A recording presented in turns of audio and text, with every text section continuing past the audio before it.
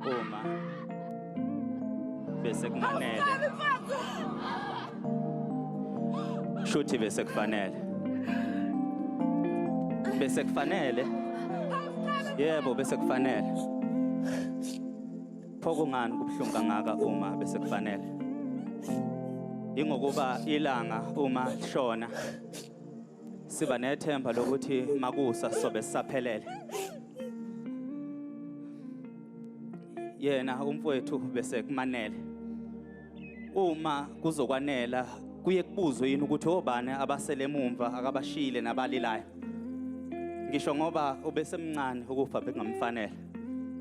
yebo bekungamfanele ifu lobumnyama bese limngamele kanti nokufa bese kumanele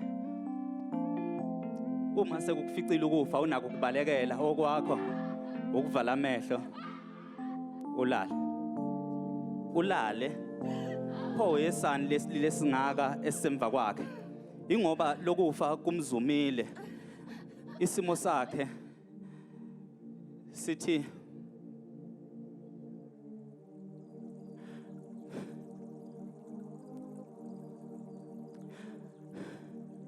akube isimo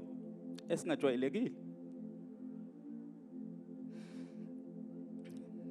bese kumanele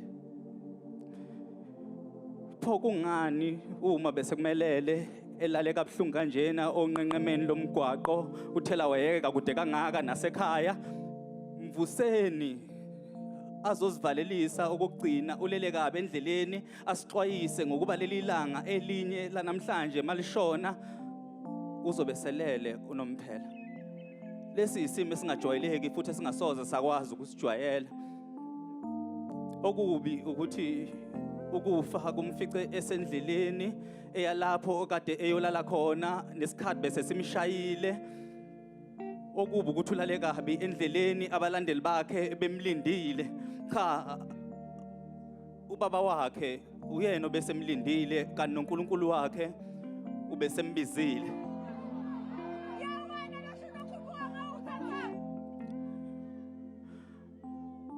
noNkulunkulu wakhe ubesembizile yebo ubesembizile kanti nohambo bese liphelile ingakho uNkulunkulu kuzofanele ehle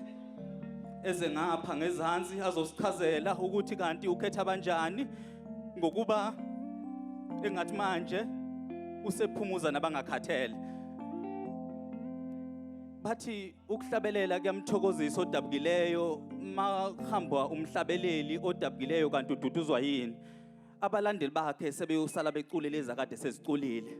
yebo khona ithalente lonke liphethe lisethuneni ngokuba lo mzimba ubusenengoma emnandi ezingaculiwe bekusenengoma ezimnandi ezingabhaliwe uNkulunkulu angadinwa yithi ngokuba lesi isililo sethu sokugcina phezu kwezilile eziningi esisazosikhala sibuza ukuthi enkosini kungani ukhethe yena ngoba yena bekungamfanele ukwazi insele enkandla mahlatha amnyama